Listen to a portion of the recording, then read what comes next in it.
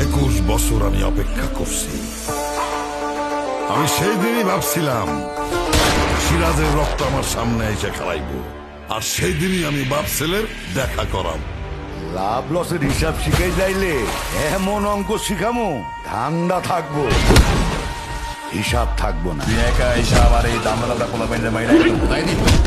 হাতের বান্ধনটা খুলে দাও না কাকা, তোমার শোয়াই তো 1 সেকেন্ড লাগবে না।